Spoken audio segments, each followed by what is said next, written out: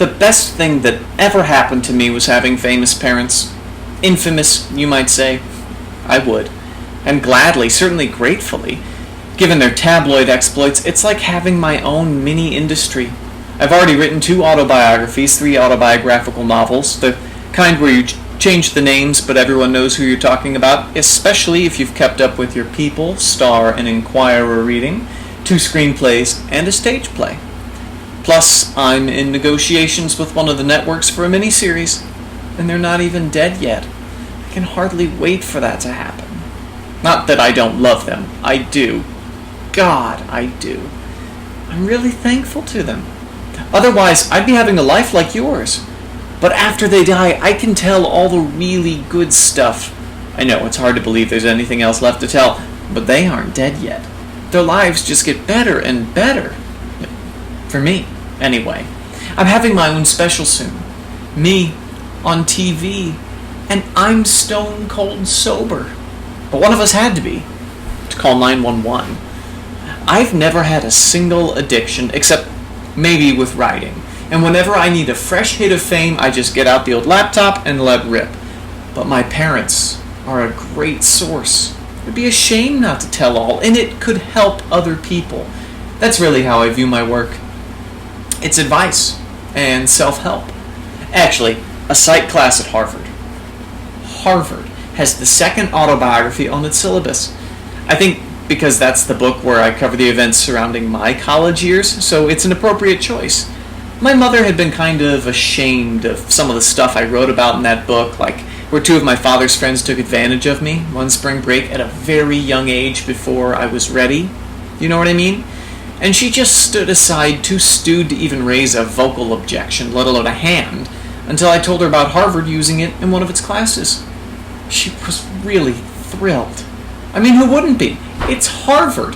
She even told me a few things about the men involved I'd never heard before, in case I wanted to do a revised edition with some new material.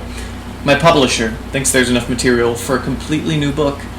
I'm telling you, it's so great when your parents have addictive personalities and are kind of self-destructive, and there you are, an 8-year-old calling the police because your mother is overdosed and you can't get a pulse, and your father is useless because he locked himself in a bedroom with his best friend a 5th of scotch because he can't deal with her rejection of him, which is what he's convinced her attempted suicide really is. So while the medics are pumping her stomach out on the spot, the police are knocking down his door and sedating him and carting him out the back way on a stretcher so the press can't see him. Oh, but it's okay if the press can see her looking like she did after she just puked her guts out. Well, you can imagine. But at least they finally got a pulse. Close one. And of course there was the time she was making her Broadway debut. A long-held dream. And on opening night she was so out of it because of all the cold medication she'd been taking. She did have a cough. She laid down on the couch on the set and took a nap. The warning label did say it could cause drowsiness, and she is very suggestive. Actually, it helped the play, and they kept that in. They gave her lines to another actress, and it worked really well. The actress won a Tony for her performance. But by that time, my mother was in rehab in Connecticut, which is where they sent her instead of California, because sending her to Connecticut they thought would be good for her psychologically because she was closer to New York, and that way she could believe that maybe she could run into town some night as she improved and do the show, so it helped in her recovery because it gave her a goal and an incentive, which is why the decision was made to send her to Connecticut, which is where she watched the Tonys on TV, in the lounge, with everybody else. It was like a big reward for her and a huge step forward, getting to sit in the TV room with everybody else.